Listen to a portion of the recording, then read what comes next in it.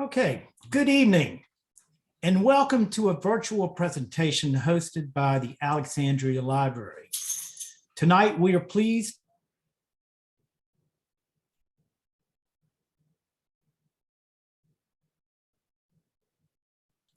Gene Gibbons covered 40 years of the presidency, from Richard Nixon through Bill Clinton. He covered the presidential campaigns, including foreign diplomatic trips, and along the way, he found himself in the midst of the defining political events leading to the current news stories still unfolding to this day. On October 19, 1992, Gene served as a panelist with moderator Tim Lair for the presidential debate between candidates George H.W. Bush, Bill Clinton, and Ross Perot. During his decades-long career covering the presidency, Gene juggled his journalism career, his family, and his personal call of covering the world leaders during a period of great change, seeing us through presidential scandals, the fear of nuclear proliferation, the fall of the Berlin Wall, and an impeachment scandal. Please join me tonight in welcoming our neighbor and author of Breaking News, Gene Gibbons. Oh, thank you very much, Breck. And thank you to the Alexandria Library for giving me this opportunity to talk about breaking news. Okay, Gene, why don't you take this opportunity to tell us about yourself. Well, I grew up in northeastern Pennsylvania, Scranton to be specific. I had a relatively normal childhood, except for one thing. I had a very avid interest in current affairs. I was kind of a nerdy kid. And my hero was General Douglas MacArthur. Go figure that. In any event, I was 8 years old when President Truman fired MacArthur. And I sat down and I wrote a letter to President Truman chastising him for this outrageous action. We had a neighbor who worked for the local newspaper, and my dad showed him a copy of the letter I had written, and it wound up in the Scranton Times. I suppose that was the beginnings of my preoccupation with presidents and presidential politics. I should hasten to say one other thing. I learned when I was older and wiser that Truman was very much within his rights to fire MacArthur. In fact, the general should have probably been fired a year or two earlier for gross insubordination. So what was your journey into becoming a journalist covering the presidents? Well, I went to, in college, started out wanting to be a doctor, actually. And I got involved in the campus newspaper. And that is where I really got the bug to like saying my byline and covering events. I was always kind of a curious person. And that's what started it all. When I graduated from college, I spent a couple of years in the Army. I had been in the ROTC program in college. And so when I graduated, I was commissioned as a second lieutenant. I spent most of my 2 years of active duty in Korea. That was in the mid-'60s. Came back, had briefly a stateside tour, and then wound up going back into civilian life. Through a strange chain of totally accidental circumstances, I was in Washington. I came to Washington when I got out of the service, wanting to be a Washington correspondent for the New York Times or the Chicago Tribune, one of the big newspapers. Did a lot of interviewing. It didn't get very far. Wound up working briefly as a very low-level press aide to Hubert Humphrey during the 1968 presidential campaign. I was 25 years old, got to see the insides of a presidential campaign, and then following the election in which Humphrey was defeated by Richard Nixon, wound up getting a job with United Press International, UPI, which still exists to some extent, but at that point was one of the two major US news agencies. It had, in addition to the wire service, the copy that was sent out to newspapers around the country and the world, it had the largest radio station in in the world, serving independent stations with reports from Washington, New York, and various foreign capitals. I had had some radio experience in college. I worked part-time for a local newspaper. So when UPI hired me, they assigned me to their audio division. And I spent a number of years in that occupation. That was something that actually gave me a chance as a fairly junior reporter to get to cover a lot of major stories. You briefly had a slide on the screen that showed me at one of the presidential nominating conventions. I believe that was the Democratic convention in 1976. That was the convention at which Jimmy Carter was nominated and of course went on to win the presidency. So you just mentioned you did audio. What did you find the difference between audio and the written word when you were working with that? In a word, brevity. Our audio reports could not go longer than 40 seconds. So you had to keep everything confined to about 90 to 120 words, pretty much like tweeting is today, a form of discourse that I'm not too enamored of. A wire service story would go 600 words, 700 words, and newspaper stories frequently go beyond that, 1,000 to 1,200 words. And so tell us about your experience with the with your earliest presidential campaign. That was with Hubert Humphrey, right? That was with Hubert Humphrey. We traveled the country for almost 8 months. Presidential politicking was very different then than it is today. In those days, the presidential candidates traveled from one state to another, from one town to another, giving stump speeches, talking to the voters, making their appeals for being elected. We would get up in the morning sometimes in somewhere in New England. We'd do 1 or 2 stops in New England, then maybe stop in Philadelphia or New York or one of the other towns along the eastern seaboard, go on to the Midwest, do a stop or 2 there, and then wind up by the end of the day in California. That doesn't happen too much anymore. What happens now is there's usually one major event a day, and then the candidates will hole up in a hotel room somewhere or in a television studio and do both online and television interviews for the rest of the day, getting the air. It's all airtime now. It's not so much appealing to people in person as appealing to people through the airwaves, through the electronic journal, through the electronic media. So you were there part of the McCarthy, not McCarthy, but was it not the Eugene McCarthy? And that's correct. Yeah, Eugene McCarthy had challenged LBJ, President Lyndon Johnson, in the New Hampshire primary. What is largely forgotten, and in fact, this for most of our audience is probably ancient history at this point. That was a long, long time ago. Johnson won the New Hampshire primary, and he won it with over 50% of the vote. But that was not considered to be a resounding enough victory for an incumbent president. And so shortly thereafter, he announced that he was not going to run for a full term. He had, for a second term rather. He had been elected in his own right in 1964. And then it became a contest between McCarthy and Senator Robert Kennedy was in the race, and Hubert Humphrey. And that was also the year of the Chicago Convention, which was a very tumultuous affair. There were a lot of anti-war demonstrations. There was a lot of very angry people, mostly young people, who were upset at the direction the country was heading in Chicago at the time. There were some violent clashes between protesters and police. It was not a happy time, but I was there, saw a lot of that. That all ended, the campaign progressed. Humphrey lost the election by a whisker. He lost by just about a percentage point, but he went into retirement and Richard Nixon became president.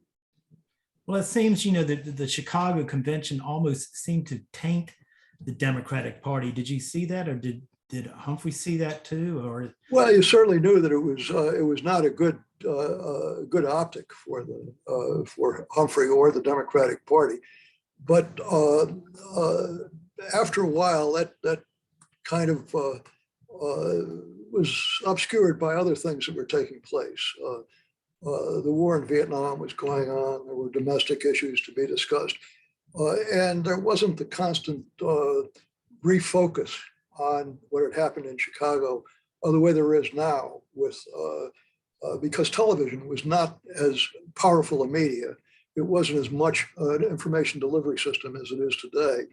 And so you didn't get the endless reels of videotape of what had happened on the streets and on the convention floor in Chicago that would happen had that occurred today. so your transition from the Hubert Humphrey's campaign into just general presidential politics, how did that transition come about, and how did that shape how you viewed the unfolding of presidential elections and campaigns? Well, I started out with UPI covering Congress. It covered Congress and national politics, covered by-year elections, the congressional elections that occurred every 2 years, the gubernatorial elections. There was much more of a focus at that point on congressional deliberations. There was the legislative affairs of the country were given every bit as much, if not more, attention than the activities of the president. And so I spent most of my time on Capitol Hill covering the debates of the great issues, the congressional hearings that took place, looking into various subjects that had arisen. It was an interesting time. I spent almost 12 years on the Hill. And of course, it was just a place that was a goldmine for a reporter who had 535 members of Congress, the 435 in the House, and 100 senators, and then beyond that, several hundred staff people. So there were all kinds of sources of information, and it was a different time. There was more direct interaction with the political figures than there is today. I can recall, for example, that after the Watergate break-in occurred, I was talking to Senator Robert Dole one afternoon. He was then not only a senator from Kansas, but the chairman of the Republican National Committee. And he was not a great fan of the Nixon re-election committee. And the break-in had occurred, and I was talking to him, and I said, this can't possibly have any White House involvement. The National Committee wouldn't have any political secrets that would be worth uncovering.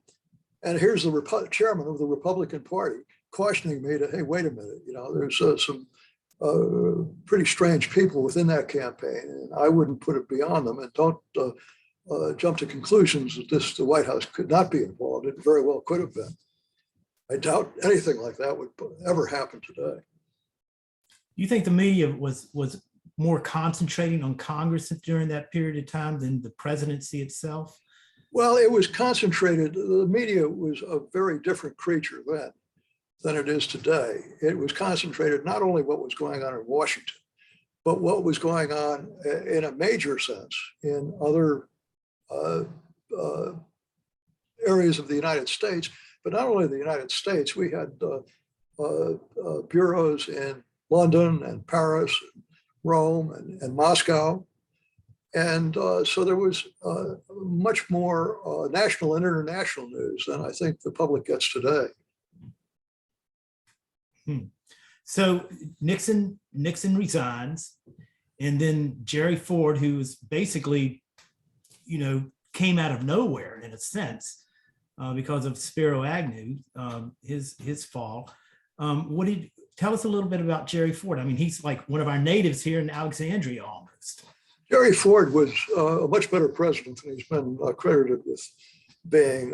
And in fact, yes, he did live in Alexandria. In fact, he lived just off one of the major thoroughfares in Alexandria. And I can remember the day after he was sworn in as president, He had yet to move into the White House. He and his family were still living in their suburban, not suburban, but it was basically a subdivision house in the city of Alexandria.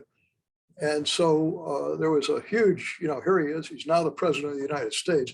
And when I say huge, it was used by those standards, not by today. There was a riser on which the 3 television networks had their cameras set up, and there were probably 24 reporters camped outside his house 24 hours a day. And so the first morning after he had taken the oath of office, at 6:30 a.m., the door opens and here's the president of the United States wearing shorty pajamas out to pick up his morning newspaper.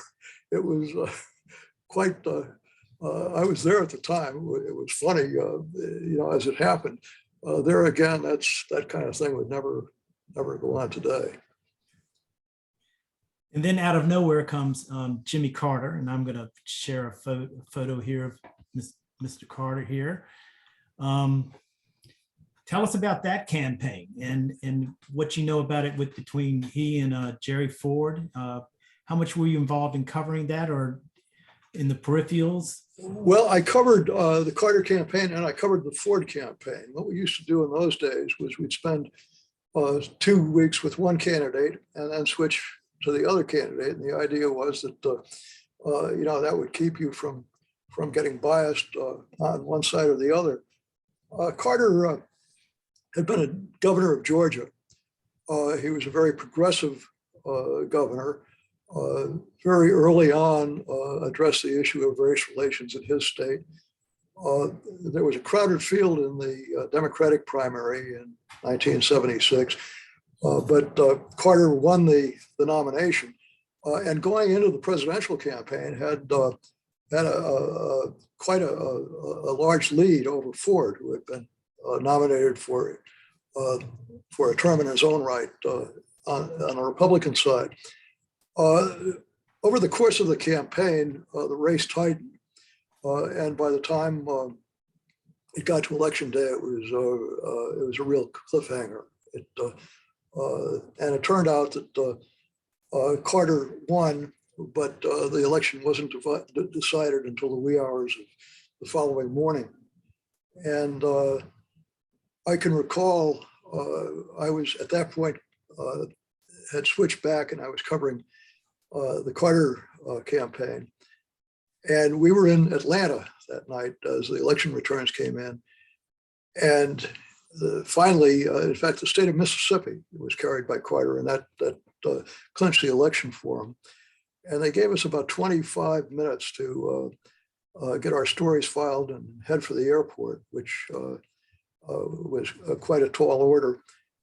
And on the way to the airport, the Atlanta police somehow managed to get the press bus lost, either by accident or design. And here we are driving around in circles in the wee hours of the morning in Atlanta, trying to find the entrance to the general aviation sector of the airport. And Carter was sitting on the airplane. He had been there for quite a while at that point and was anxious to fly on to his hometown of Plains. And as we got on the airplane, it was a chartered United Airlines 727, which had a rear entrance way. And I climbed aboard, and he was kind of walking toward the back of the airplane. And I said, "Congratulations, Mr. President-elect."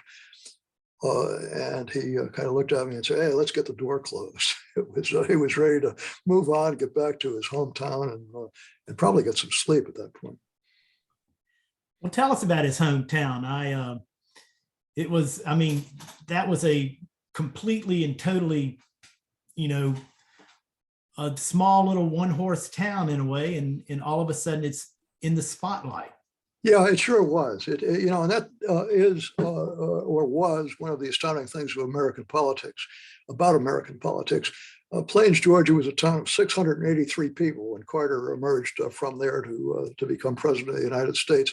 What you're looking at is the main street of the town, where the billboard advertising the fact that Plains is the hometown of Jimmy Carter is now, was the press headquarters. And we all went in there, and all of the news organizations had little cubicles in there, and we filed our stories about what was going on. There wasn't a whole lot going on during that summer. We went out occasionally, and he would do a campaign stop, but for most of the summer, he would just kind of consult and plan. The campaign in those days really didn't get going until after Labor Day was the official start of the campaign. Of course, now the presidential campaign starts the day after the inauguration.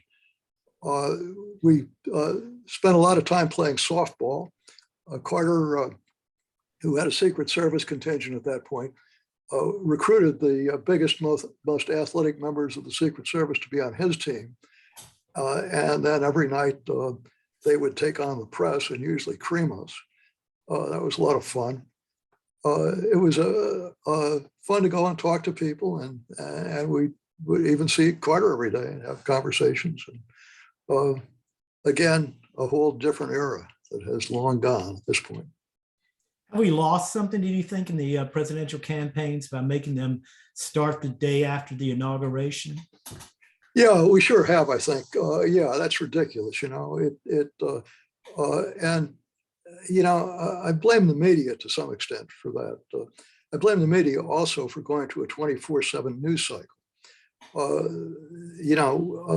It just doesn't make any sense. You need time to digest events, to get some input on what it means before you rush to publish. These days, someone is on the air or on the social media 20 seconds after some momentous development, giving their opinion on what it all means. I think that's not only ridiculous, but dangerous. I think that had the Cuban Missile Crisis occurred in 2022, instead of as it did in 1963, we'd probably have a nuclear exchange, because politicians would have been forced into making very inflammatory statements almost immediately, and there would have been little room for diplomacy. I think the fact that we began campaigning the day after the inauguration, or focusing on who's going to be the candidate, what are going to be the issues in the next presidential campaign, I think that's not only ridiculous, but harmful to the country. I've got a question from the audience. They were wondering if you had anything to share about two UPI standouts, Helen Thomas and Mr. Pi Chamberlain. Two real characters. Helen Thomas was, of course, a pioneer in many respects. She was the first, one of the most prominent women journalists of her generation and my younger generation. She became the senior correspondent in the White House press corps. She was the person who opened and closed presidential news conferences. Helen was indefatigable and incorrigible. She would get to work at God knows what hour of the morning. I liked to get into all the major news organizations at the time, and I believe still do have office space right in the West Wing of the White House. And I like to get into work early. I generally get in at 7 o'clock, 7:15. And Helen was always already at her desk. I thought the day that Iraq invaded Kuwait, I got a call at home at about 2:30 or 3 o'clock in the morning, told what had happened. And so I got dressed and I got to the White House about 4 a.m., thinking that I would finally be there before Helen was. And there she was at her desk, and probably had been. She beat me by a half hour or more. Pi Chamberlain was one of my UPR radio colleagues. He was a brilliant reporter, had a very authoritative sounding voice, and in some respects, a real character, someone who was straight out of the old movies about the guy with the press card stuck in his hat, chasing the news. A lot of Pi Chamberlain stories, very few of which I could repeat on the air here. Well, moving on to the Carter and Reagan campaign. What can you share about that? Were you privy to both of the? There again, yeah, I would spend 2 weeks with Carter and then go and cover the Reagan campaign. And I believe you have a slide there of the campaign, the Reagan campaign play. Yes, I do. Let's see.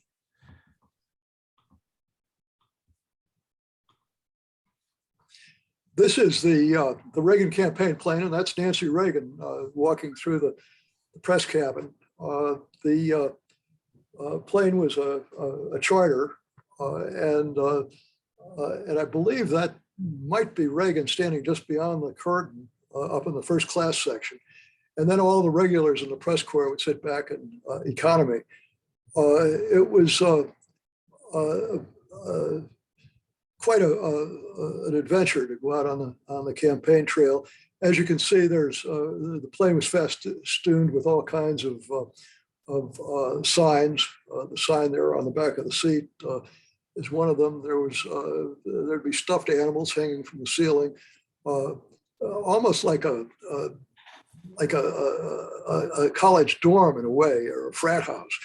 But it was a place where really it was our home away from home for however many months the campaign went on. And occasionally we would engage in games that the FAA would probably frown on today. We used to have, one of them was what was called aisle surfing. And you would take a plastic seat card, the safety instructions, and stand behind the cockpit. And as the plane rotated and started its climb, you would try to surf down the aisle, staying on your feet to the tail end of the plane. Not a very good idea, but it was something that kept us sane. Another favorite of campaigning was airplane bowling. And often the candidates would take part in that. They'd get an orange, sit in the very back seat in the airplane. And as the plane was climbing out, try to bowl the orange all the way to the front of the airplane to hit the cockpit door. Silly stuff, but something that made being on the campaign a less stressful occupation. It certainly was when you hit the ground, had to churn out stories very quickly. But so, I mean, you spent a lot of time in the campaigns with the individual candidates. So you got to know them pretty personally in a way that we wouldn't see for the most part. True? Yes, you did. And there again, I think that's something we lost. You got a sense of what the personality was like, the character, the personality, their likes and dislikes. And you saw people in very difficult situations. I can recall, for example, being with Howard Baker, who was the Senate Republican leader during the 1980 campaign. He was one of the early candidates, and here he was, someone who had a lot of name recognition. He was announced for president and went off to do a swing through New England, which was supposed to wind up in Maine, where he would win the Maine Republican straw poll, and that would give a boost to his campaign, a good headline for the end of his first week on the campaign trail. And instead, he wound up losing to George Bush, who was also a candidate in that election campaign.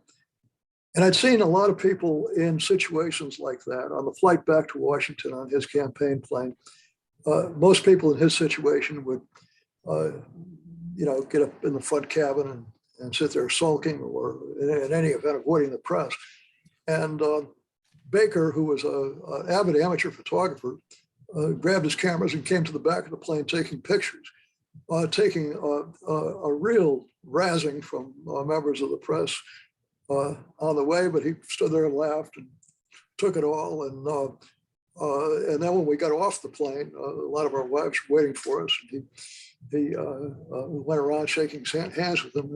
It was a real class act. And I often thought that showed, I always thought that Baker was one of the people whose talents were really overlooked. If you had a guy that level-headed, he'd probably be a pretty level-headed president.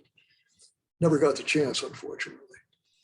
Yeah, so how did that all change, after the bombing in Lebanon of the Marines barrack, and, they put up all the protections around the White House, the attempted assassination of Reagan? Did that change? No, actually, that came quite a bit later.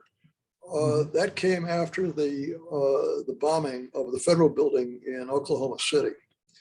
That was when Pennsylvania Avenue was shut down and the fences went up, and all of the really overbearing security, to my mind, came into play. After the bombing in Lebanon and the assassination attempt, at the Hilton, and then the two previous assassination attempts on President Ford, there was none of things carried on the way they had been. And I think there again, we're the loser for becoming a society that is just so completely buttoned up that we sometimes, I think, seem to be afraid of our own shadow. So anyway, so back then, the decade of the 80s, pretty momentous. Do you remember, what can you tell us about, when Reagan was meeting with Gorbachev in Iceland? Can you tell us about that? That's in Reykjavik. Yeah. That was the first superpower summit since Nixon, I believe. Nixon met Brezhnev a couple of times, but I don't think there had been a superpower summit in the intervening years. Reagan met Mikhail Gorbachev in Reykjavik. I covered that event. I had talked to a number of people in preparation for it, and came away convinced that Reagan was going to go big, that he was going to propose sweeping arms reductions, and wrote a story to that effect, which hit the wire as we landed in the capital of Iceland and caused quite a commotion in the press corps. What I did not anticipate was that Reagan would go quite as big as he did, and indeed Gorbachev went equally big and proposed the elimination of all nuclear weapons. And that didn't happen. As that summit ended, it looked like the hopes and dreams of so many people around the world had been dashed, and it was back into the depths of the Cold War. But that didn't happen either. The talks continued, and 3 years later, here was Ronald Reagan in Red Square, walking with Gorbachev and meeting and greeting the people of Moscow. That was a very dramatic and inspiring time. So you said you were in Europe at the time when Reagan made the declaration on the Berlin Wall. How was the excitement about that, even if you weren't right there at the moment? And what is it? I was right there at the moment. It was that still was looked like a bridge too far. We had been in Italy. We were at a G7 summit in Venice. The G7 being the world's 7 leading industrial economies. That had started 6 or 7 years before, where the leaders of the 7 Western democracies at that point would meet and coordinate economic policy to an extent. And so there we were in Venice for this 3 or 4 day meeting. And then we flew from Venice to Berlin. We flew into Tempelhof Airport, which was, that's closed now, but it was always an adventure in aviation to fly into Tempelhof, because there were apartment buildings, multi-story apartment buildings on both sides of the main runway. And as you came into touchdown, it was almost as if the wingtips were in people's balconies. Reagan went to the Berlin Wall and gave this very dramatic speech. At that point, everyone doubted that much had become of it. But there again, just a couple of years later, here was the Berlin Wall coming down, and a period of what we used to call détente, a period of peaceful coexistence between the East and West. And you talk about also on the clarity of Reagan's mind. I know there's been some speculation whether he was, suffering some dementia while he was in his last years of his presidency. But you relate a few stories that really show that that was not the case. No, I think Reagan got a bum rap in some respects. He was once described by Clark Clifford, who had been one of the chattering class in Washington, if you will. He had been in several administrations, and he once described Reagan as an amiable dunce. That was very unfair. Reagan was a very, very gifted speaker. He knew how to frame a presentation in a way that was compelling. He had a lot of charisma. He was a detached personality. He had, whenever he had a news conference, he always had a seating chart in front of him. Even though he would see members of the White House press corps day in and day out, he remembered very few of our names. And so he would stand there with the seating chart and call on people from that. And sometimes he would call on people who weren't present. But he was an interesting president. Some of his policies, I think, have been mischaracterized since. And the photo you just brought up was an interview I did with President Reagan. I believe that was in 1985 or 1986, but this was in the Roosevelt Room of the White House, and it was on a Saturday, and so Reagan was basically casually dressed as we talked about the issues of the day.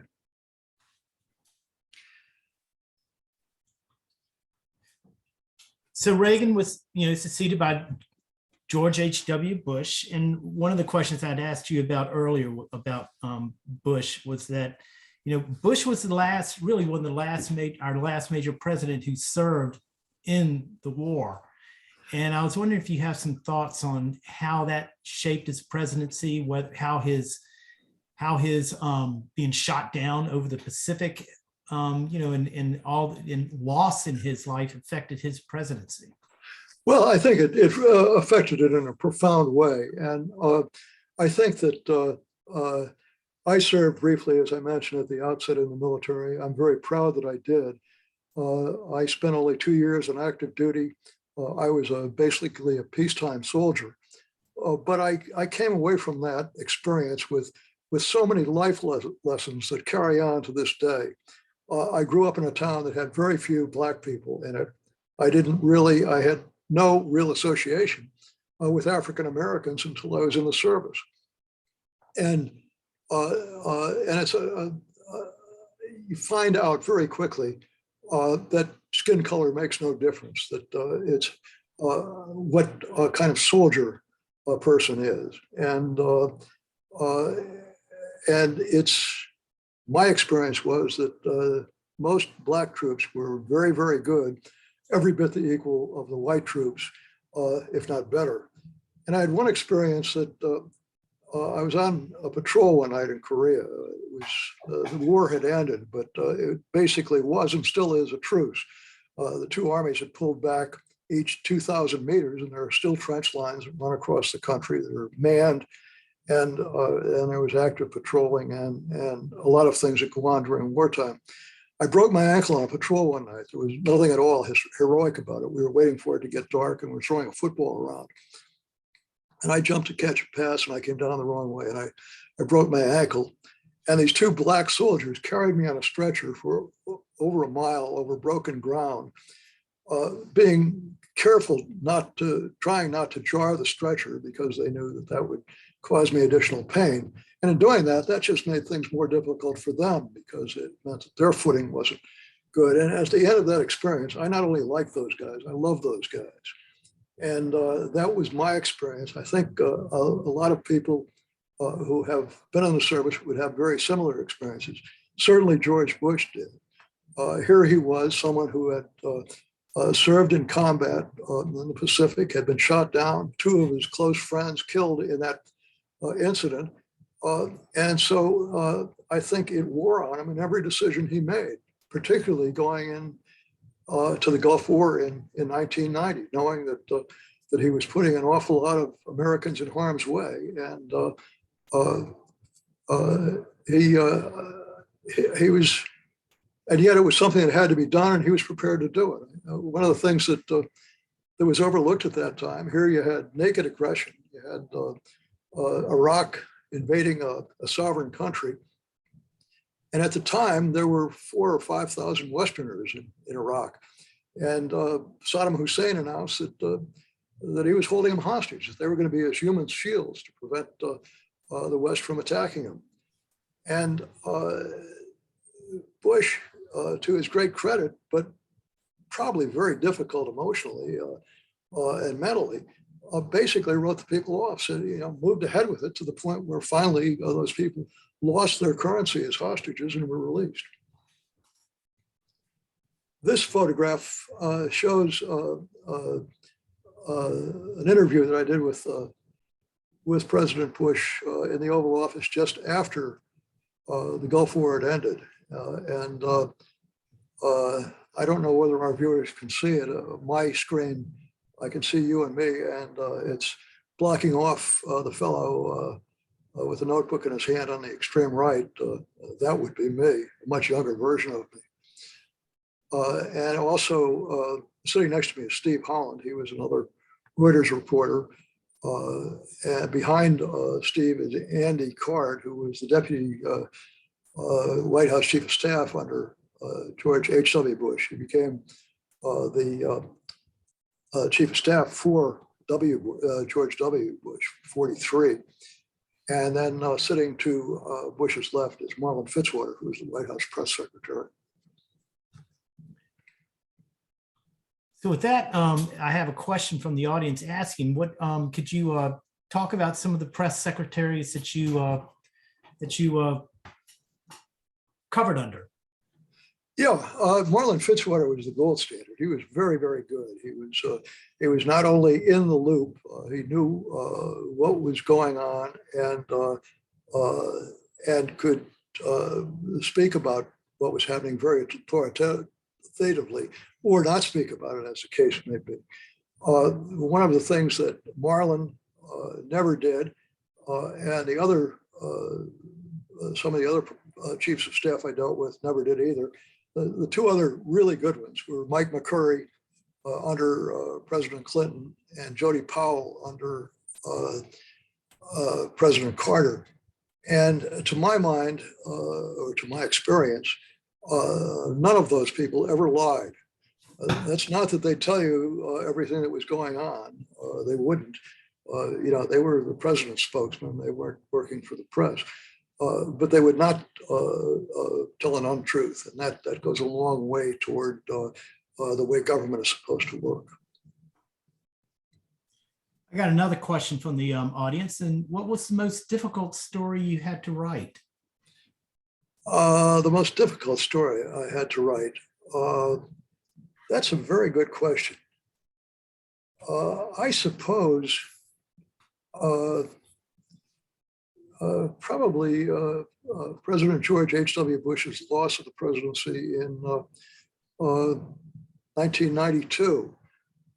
Here was a leader who had been at the very height of popularity just a year or two earlier. He was polling his approval rating after the first Gulf War was in the 90s. And then a number of things happened. The economy turned sour. There was some domestic difficulties, and he was really, in the third 4-year iteration of an administration. We had 2 years of Reagan, and then 2 terms of Reagan, and then 1 term of President Bush. But his situation was very analogous to that of Winston Churchill after the Second World War. Here was someone who was lionized for the leadership he provided, not only Great Britain, but the whole Western Alliance. And people forget that he was defeated right after the war ended. He was elected again some years later, but another case of someone being at the height of their popularity and then suddenly finding themselves a private citizen. Well, and he had his two sons, or his three sons. Two aspired to be president. One became president. What were your thoughts on them? Well, I think it surprised everyone that George W. Bush became president. I think that everybody, including members of the Bush family, thought that Judd was the better politician. But there we are. W became president and was made history in the sense that there have only been two instances in American history where we had two members of the same family, a father and son, become president. That was true of John Adams and John Quincy Adams, and then George H.W. Bush, George W. Bush. I have a question from the audience, and it's also related to what one of the questions I put together for you about the Truman accused the press of being biased very early on. You relate that in the book. And a question coming from here is also asking a majority of reporters appear to be Democrats today. Was that true throughout your time with the White House? Well, I think that actually, I would say most reporters are apolitical, probably lean more to the left than to the right. But in my case, not only, and this is probably an injudicious admission to make, I didn't vote in presidential elections because I didn't want to take sides. I didn't want to frame an opinion and cast a vote and thereby prejudice my coverage of whoever won. Not only did I do that, and this seems hard to believe, probably for nearly everyone watching, my wife wanted to get active in one of the presidential campaigns. I forget which one. And I actively discouraged her. I said, the optics of that are very bad. If you're working for the candidate and I'm covering the other candidate, they're going to think I'm in the tank. And a lot of people got upset about that, probably rightly so. But I was very careful to try and maintain a neutrality. And I think most of my colleagues did the same. But regardless of their political proclivities, I think the truth was then, I'm not sure it's still the case, that what drove us was not our politics, but with the thirst for the hunger for a good story. Bill Clinton certainly got hammered from day one of his presidency over first Whitewater and then the various affairs that he got in trouble for. Jimmy Carter got hammered through a lot of his presidency. The malaise speech, he never actually used that word, but another Carter thing was the killer rabbit. If you Google Jimmy Carter today, the first thing that will come up is that he had an encounter with a very aggressive rabbit, which did not at all help the image he wanted to project of a strong, very competent president. And yet, here was a press corps that has long been accused of being very liberal and very democratic, and here were two Democratic presidents who didn't fare very well, often fare very well from the White House press corps. In this, I have another question, or your coverage of the president's modeled journalistic neutrality. Do you believe neutrality is required about attacks upon institutions that make U.S. democracy and self-government possible? I do believe that you need neutrality, but what I think that is too often mistaken for neutrality is equivalence. And I think the media has fallen into a very bad habit of saying, on the one hand, on the other hand, and giving both sides equal weight. That has become more and more apparent in recent years. There is truth and there are untruths, and they don't balance. And I think too often the alternative reality, as some have framed it, has been given equal weight to what in fact was the God's honest truth. And I think that hurts the public and hurts our country very badly. That's given the rise of fake news. What do you think? What do you cringe when you hear fake news, or what are your thoughts about how that is just pushed to the forefront? Well, when I retired from active work as a reporter, I did a semester as a fellowship at the Kennedy School of Government at Harvard University. And I did a research paper in which I discovered that a number of very propagandistic websites were being funded by wealthy individuals and were basically producing fake news. So I'm not surprised by the term. There was in one case where this was early in Obama's presidency, President Obama's presidency, where he had the stimulus program going to try and recover from the Great Recession.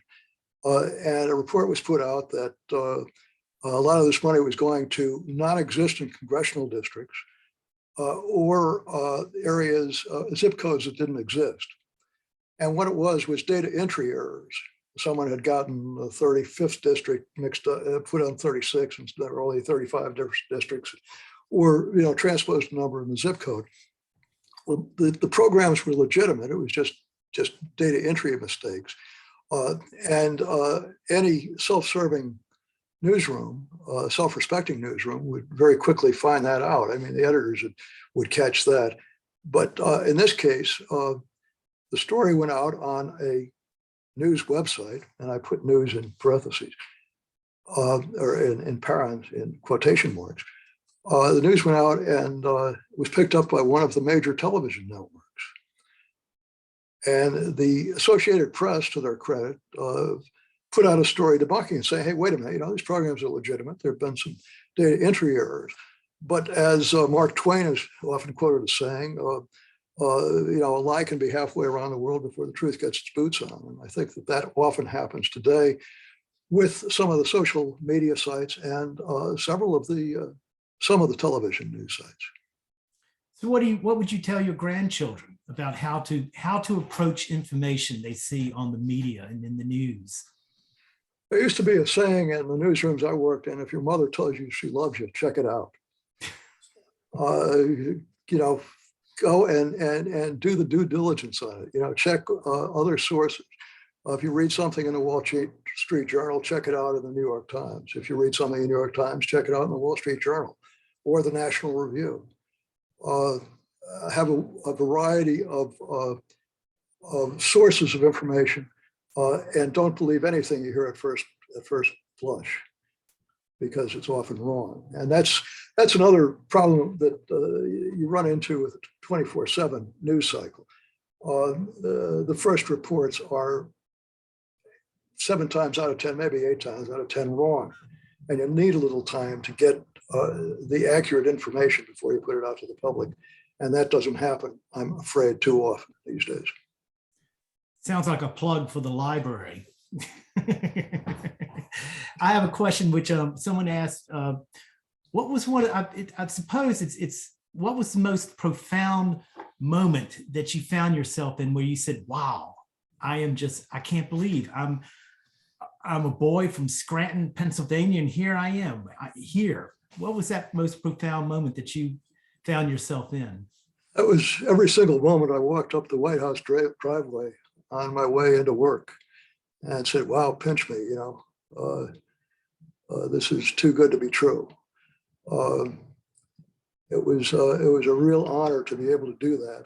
And it was an honor to cover the presidents I covered. And I would say there's an awful lot of skepticism about politics these days. And I think it's, strike the word skepticism, cynicism, unfounded cynicism, because every one of the presidents I covered, be they Republican or Democrat, I believe had the best interests of the country at heart in everything they did. And they loved the country, they tried to serve the country, and they all tried to be the president of all the people, not just the R's and not just the D's, but every single American. And they, they had their missteps. We all do, we're human beings.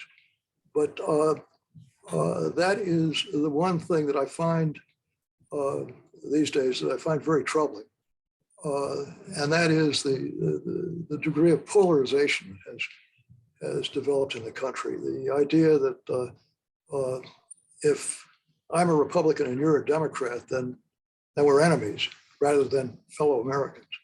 And if this goes on, I fear for the future of the country. I want to, this is, you said some very interesting things in our previous conversations about Hillary Clinton. Could you share some of those, your thoughts about her? Yeah, one of the things that I found, not only with Hillary Clinton, but with George H.W. Bush and some of the other political figures I covered, what I found hard to understand or explain was the disconnect between the public image and what the person was really like. George H.W. Bush was perceived by many Americans as an aloof Yankee aristocrat. He was anything but. He was a warm, decent, friendly, terrific human being. If I may, let me just read one paragraph from my book that I think may frame this. And this is the chapter about President Bush. A few days after my wife Lynn died, former President George H.W. Bush called me to express his sympathy. It was so like the man, kind, decent, a friend. He was then 88 years old, and time was the most valuable thing he had. Yet he spent some of it to console someone who needed comfort. He could have easily had his staff prepare a letter of sympathy and have a robo-pen sign it. But as the comedians would have had him say, that, quote, wouldn't be prudent. And if you'd like to, the audience would like to know more about someone who I thought was just a singular human being, Gene Becker, who was President Bush's chief of staff in retirement for 25 years, has written a very good book called The Man I Knew. It's a book that will have you rolling on the floor laughing and sometimes have you in tears, but it really does capture the essence of the real 41. Hillary Clinton was the same way. She was and is seen as the wicked witch of the West, one of these people that is not a very pleasant human being. The private image was quite the contrary. I recall that at one time I did a number of trips with her as First Lady, and we were in Romania, where they were transposing from a communist government headed by a brutal dictator to a semblance of a Western democracy.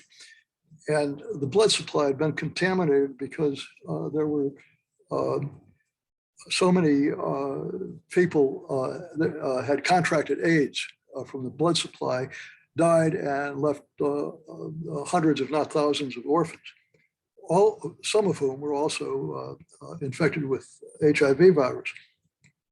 We went to this orphanage, and there was a little girl, 4 years old maybe, who was supposed to present Mrs. Clinton with flowers. Just before the First Lady arrived, the little girl got sick, threw up all over herself, and the staff was embarrassed. They were trying to rush her off, get her out of sight. When Mrs. Clinton walked in, saw what was going on, went over and picked up the child and hugged her, soiling her own clothes in the process. And this at a time when we still believe that contact with with bodily fluids of an HIV positive person could lead to your self-contracting the disease. Just a warm, personable human being, and yet, the public image was something else entirely. That's a nice story. Do you think the diversification of the press corps has, to include women and minorities, has broadened reporting? Yeah, I think that's a very good thing. That's a good point. When I was in the trenches, so to speak, it was pretty much a man's world, and I'm gratified to see that that it is no longer. It was also very much a white man's world, and I don't think that's true any longer either. Yeah, I think we need a diverse. I think we need a press corps that reflects America, and certainly the press corps that I was a member of did not do that in too many instances. Well, we've been doing this for an hour, but before we stop tonight, I'd like to know, you traveled so much with the presidents all over the world, but then when you retired, you've actually found you're traveling more, and you have some I really like your perspective on traveling without a, I guess, a singular purpose. Could you talk about that? Yeah, it's interesting. When I gave up my day job, I swore I'd never get on another airplane, because I spent a lot of my life on airplanes when I was doing my day job. But I found that it was quite a different experience between globetrotting with the President of the United States and traveling and seeing places on my schedule. The kind of traveling we did with the various presidents was the kind of thing that would not only be hard for people to understand sometimes, but even hard to believe. I think of one trip where, with President Clinton, we left Knoxville, Tennessee at 4 o'clock on a Friday afternoon and flew to Italy, Hungary, Bosnia, and Croatia. And we were back in Washington at 11 o'clock the next night. That seems hard to believe, but if you play the time zones and you have an airplane that can fly almost as fast as the speed of sound, it's very doable. And in that case, Clinton was going to visit the troops that had just gone into Bosnia as part of the peacekeeping force. And so there we were, traveling with my wife, who also loves to travel. It's an entirely different thing. You're not going from one meeting to another and then jumping on the airplane to go to someplace else. You get a chance to walk the streets, to sit at a sidewalk cafe, have a drink, people watch, and just generally enjoy a place rather than careen through it, so to speak. I think exploring the food in different places is always a treat. And I'll take one more comment or one question. Your words of wisdom before we end tonight.